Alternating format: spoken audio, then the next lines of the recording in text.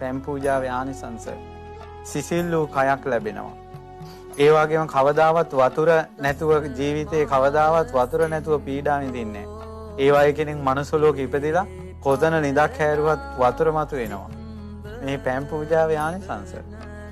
ඉතින් ඒ නිසා පින්වත්නි අපිට ඒ වචනේ එක මෙච්චර ආනිසංස තියෙනවා කියලා කියන්න තරම් අපිට ඥානයක් නැහැ.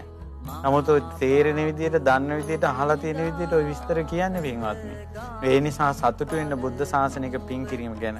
ඊළඟට දැන් මේකේ අවස්ථා කිහිපයක්ම තියෙනවා මේ පැන් පූජාවේ ආනිසංස ගැන නාවා මේ විමාන වස්තුව කියලා නැවක විමාන වස්තුව කියලා විමාන වස්තු 3ක් විතර තියෙනවා.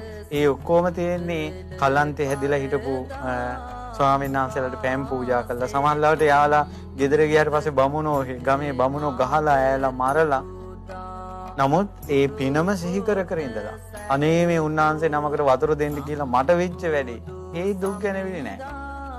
තමන් කරපු පිනට ගරහන්නේ නෑ. අද කාලේ මිනිස්සු තමන්ගේ පිනට ගරහනවානේ. මටම කියලා තිනවා අනේ මෙච්චර පින් කරන අපිට ඇයි හාඳුරන්නේ මෙහෙම වෙන්නේ කියලා අහනවා. ඒතර මේ ජීවිතේ කරදර ඇති වෙන්නේ පින් කරපු නිසාද? අනිත් එක බලන්න ඈට පැන් පූජා කිරීමේ විපාකේ හම්බුනේ ඒ ජීවිතේ නෙවෙයි. දෙව්ලොවදී හම්බුනේ. කර්මයේ ditta dam වේදිනිය වශයෙන් උත් හම්බ වෙනවා. උපපජ්ජ වේදිනිය වශයෙන් උත් ඊළඟ ජීවිතේත් හම්බ වෙනවා. එහෙම නැත්නම් අපරාපරිය සංසාරේ කවදා හරි තැනක. දැන් ඈට ඒ ජීවිතේ විපාක දුන්නේ නැහැ. පැන් පූජා කළා ආවේ බුදු කෙනෙකුටනේ.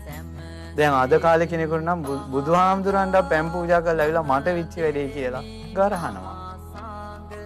දෙව්ලොව යන්නේ පහන් සිතින්. එතකොට මෑගේ තිබ්බ විශේෂ දේ තමයි මෑ මරණය කැමති වුණා. පිනම සිහි කළා. මම මෙච්චර පින් කළා තිනවා කියලා. අද කාලේ ඔළුවේ කැක්කුමක් ආවත් කල්පනා කරනවා ඊයේ රුවන්වැලිසෑය වැඳලා ආවේ. අනේ ඇයි දෙයියනේ මට අද ඔළුවේ කැක්කුම කියලා. මිනිස්සු ඉන්නේ අමෝතු ලෝකවල. ඒ නිසා ඔය නිකන් ලාමක හිත් වලින් නම් දිව්‍ය ලෝක යන්න හිතන්න එපා.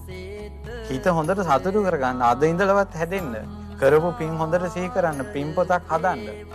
අදට සතුටුයි ඉන්න කරපු පින්කම් වලින්. මේ බලන්න. ඒ නිසා තමයි අදටත් දිව්‍ය ලෝකේ සත්පුරුෂ දිව්වරු ඉන්නවා. ඒ දිව්වරු දහම් දේශනවා. ඉතින් ඒ ධර්මය අවබෝධ කරගන්න කෙනෙකුට අවස්ථාව ලැබෙනවා. ඉතින් ඒ නිසා මේ කාලේ වෙච්ච සිද්ධි කියලා කියන්නේ ඉතින් පින්වත්නි පැන් පූජාවේ ආනිසංසයේ විදිහට තියෙන අප්‍රමාණ සැප විඳිනවා. ඉතින් ඈ නිසා මුළු ගමට